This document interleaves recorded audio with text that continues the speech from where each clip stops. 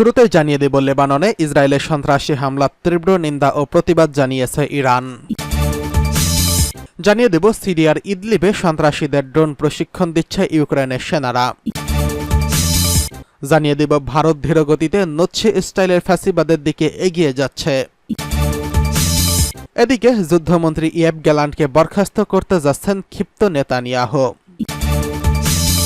সর্বশেষ জানিয়ে দেব, হিজবুল্লাহ নিরাপত্তার ব্যবস্থায় ইসরায়েলের বড় ধরনের হামলা, নিহত ৮।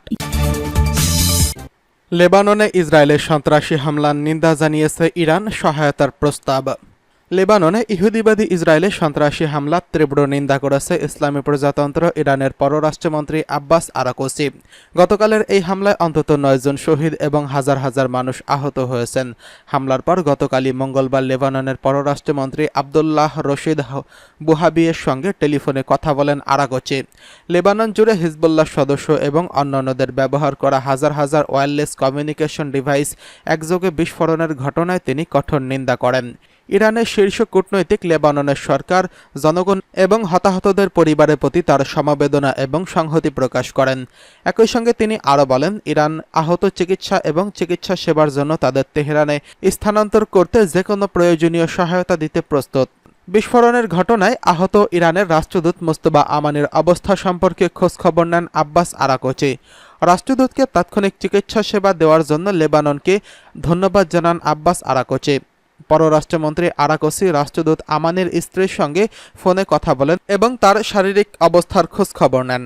আরাকচি প্রয়োজনে রাষ্ট্রদূত এবং অন্য আহত ব্যক্তিদের ইরানের তাৎক্ষণিক স্থানান্তর ও চিকিৎসা নেওয়ার প্রস্তাব দেন।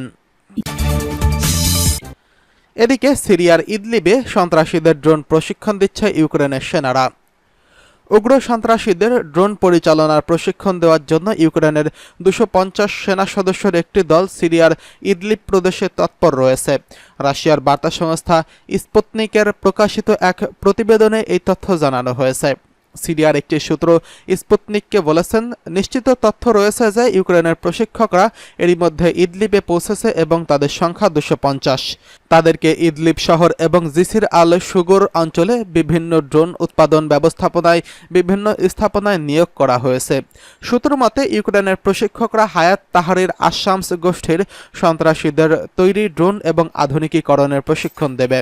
সূত্রটি বলছে, সিরিয়ায় রাশিয়ার বাহিনীর বিরুদ্ধে একটি নতুন ফ্রন্ট খোলার জন্য ইউক্রেন এবং আমেরিকা চেষ্টা করে যাচ্ছে। এর মধ্য দিয়ে তারা ইউক্রেন থেকে যুদ্ধ সিরিয়ায় স্থানান্তর করতে চায়। প্রতিবেদনে উল্লেখ করা হয়েছে, ১ মাসেরও বেশি সময় আগে বেশ কয়েকজন ইউক্রেনের গোয়েন্দা কর্মকর্তা রাশিয়ার সেনাদের বিরুদ্ধে সমন্বিত এবং পরিকল্পিত হামলা চালানোর জন্য বেশ কয়েকবার ইদলিবে গিয়েছিলেন। ভারত ধীরগতিতে নচ্ছি স্টাইলে ফ্যাসিবাদের দিকে এগিয়ে যাচ্ছে বলছেন গার্ডিয়ানের কলামিস্ট। কেসাভান উল্লেখ করেছেন যে বিজেপি এবং তার মূল সংগঠন আরএসএস বিভিন্নভাবে নচ্ছি জাতীয়তাবাদ ধারা অনুপ্রাণিত হয়েছিল। ভারত ফ্যাসিবাদীদের ধীরগতিতে উত্থানের সাক্ষী হচ্ছে শিরোনামের একটি নোটে ভারতীয় লেখক এবং শিক্ষাবিদ ইতিহাসবিদ মুকুল কেসাভান নচ্ছি ফ্যাসিবাদ এবং ভারতের শাসক দলের হিন্দু জাতীয়তাবাদের মধ্যে মিলগুলোর পরীক্ষা করছেন। কেসাভান বিশ্বাস করেন যে ভারতের সংখ্যাগরিষ্ঠতাবাদী আন্দোলনে, বিশেষ করে ক্ষমতাসীন ভারতীয় জনতা পার্টি বিজেপি এবং এর মূল সংগঠন রাষ্ট্রীয় স্বয়ংসেবক সংঘ এবং নচ্ছি ফ্যাসিবাদী থেকে মতাদর্শকে আলিঙ্গন করে নিয়েছে। কেসাভান উল্লেখ করেছেন যে বিজেপি এবং তার মূল সংগঠন আরএসএস বিভিন্নভাবে নচ্ছি জাতীয়তাবাদ ধারা অনুপ্রাণিত হয়েছিল এবং আরএসএস প্রতিষ্ঠিত হয়েছিল ১৯২৫ সালে জার্মানিতে হিটলারের উত্থানের প্রায় একই সময়ে। সংস্থাটি, যেটি ভারতকে একটি হিন্দু জাতি হিসেবে সংজ্ঞায়িত করে শুধুমাত্র হিন্দুদের যোগদানের অনুমতি দেয় এবং দ্বিতীয় বিশ্বযুদ্ধের কয়েক দশকের ফ্যাসিবাদী সামরিক সংগঠনগুলোর মতো সামরিক মহড়া, সামরিক অভিবাদন এবং চরম জাতিগত জাতীয়তাবাদের উপর জোর দেয়। আরএসএস এর প্রধান মতাদর্শীদের একজন এম.এস. গোলাকে উদ্ধৃত করে কেসাভান ১৯৩৯ সালের we or our nationhood defined বইতে তার লেখার উল্লেখ করেছেন। এই বইতে গোলওয়ালকার খোলাখুলিভাবে জার্মানি এবং ইহুদিদের জাতিগত নিধন নিয়ে একটি জাতীয় গর্ব এবং ভারতের জন্য একটি উদাহরণ হিসেবে প্রশংসা করেছেন। তিনি লিখেছেন, সেমেটিক জাতি ইহুদিদের দেশকে ক্লিন করে জার্মানিতে সর্বোচ্চ স্তরে তার জাতীয়তাবাদ দেখিয়েছে। এটি ভারতে আমাদের জন্য একটি বড় শিক্ষা। এদিকে যুদ্ধমন্ত্রী গ্যালান্টকে বরখাস্ত করতে যাচ্ছেন ক্ষিপ্ত নেতানিয়াহু। ইহুদিবাদী ইসরায়েলের প্রধানমন্ত্রী বেঞ্জামিন নেতানিয়াহু যুদ্ধমন্ত্রী ইয়েভ গ্যালান্টকে বরখাস্ত করার পরিকল্পনা করছেন। গাজা যুদ্ধের বিষয়ে মতবিরোধ তীব্র আকার ধারণ করার পর তিনি এই পরিকল্পনা বাস্তবায়ন করতে চলেছেন। গাজা ও দক্ষিণ লেবাননে আরও বৃহৎ আকারে সামরিক অভিযান চালাতে চান নেতানিয়াহু, কিন্তু গ্যালান্ট তার বিরোধিতা করে আসছেন।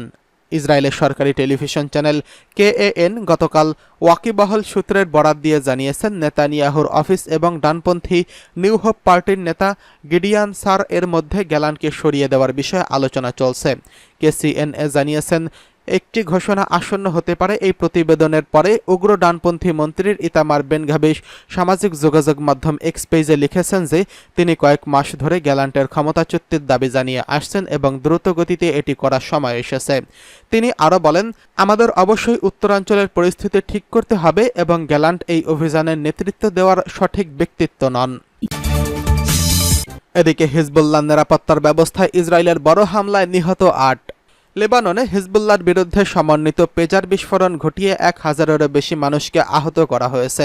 ইরানের রাষ্ট্রীয় গণমাধ্যম জানিয়েছে, এই হামলায় লেবাননে নিযুক্ত ইরানের রাষ্ট্রদূত মুস্তফা আমানিও আহত হয়েছেন।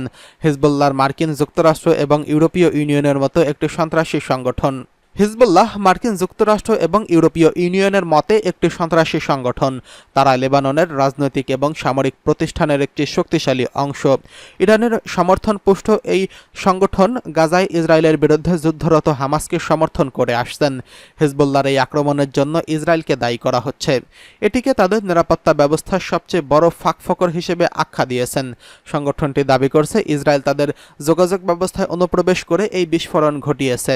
বিস্ফোরণের সময় সব পেজার একই সঙ্গে বিস্ফোরিত হয়, যা হিজবুল্লাহর নিরাপত্তার জন্য বড় ধরনের হুমকি বলে তারা মনে করছেন।